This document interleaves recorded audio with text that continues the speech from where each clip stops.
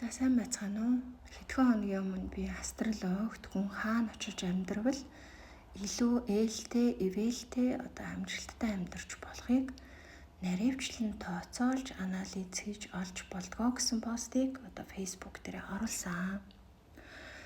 За энэ талаар надаас олон хүн сонирхож асуусан учраас би илүү тодорхой мэдээлэл өгөхөөр одоо зорж байна. За илүү олон зүйл нуршилгүйгээр мэрэгжлийн хиллэг нэр томьёо ашиглалгүйгээр одоо хүн бүрт илүү ойлгомжтой тайлбарлахыг хичээе. За тэгэхээр энэ нь таны төрсөн зурлага дээр үндэслэн дэлхийн хаана очиж амьдрал ямар гаргийн нөлөө танд илүү хүчтэй нөлөөлж болохыг тодорхойлдог гэсэн үг юм. За таны төрсөн огноо болон төрсөн цаг, газар зүйн байршил дээр үндэслэдэг. Таныг төрөх мөчөд гаригуудын байрлал хаана байрлаж байсныг тооцоолон олж бас тусгай програм ашиглан дэлхийн газрын зураг дээр таны төрсөн зурлага дахь гаригуудын шугамуд дэлхий дээрх байршилтай хэрхэн уялдан огтлолцож байгааг олж тогтоон шинжилдэг гэсэн үг юм. За хэрвээ жишээ татвал за Монгол төрөөд Япон улс руу нүүхийг хүслэе гэж бодъё. Япон улс таны ямар гаргийн шугамтай давхцаж таарж байгааг харна гэсэн үг.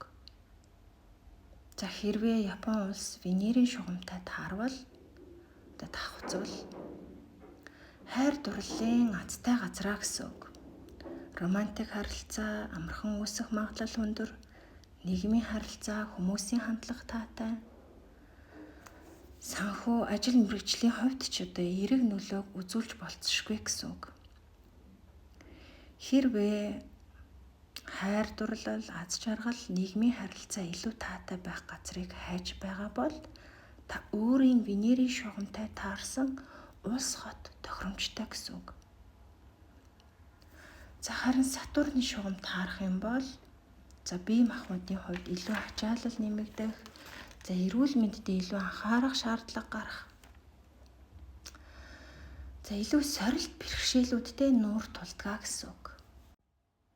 За харин мэрэгжлийн хувьд амжилт гаргах, азтай боломжуудыг ашиглахыг хүсвэл бархас байд гаргийн эерэг нөлөөтэй бүс нутгууд танд тохиромжтой.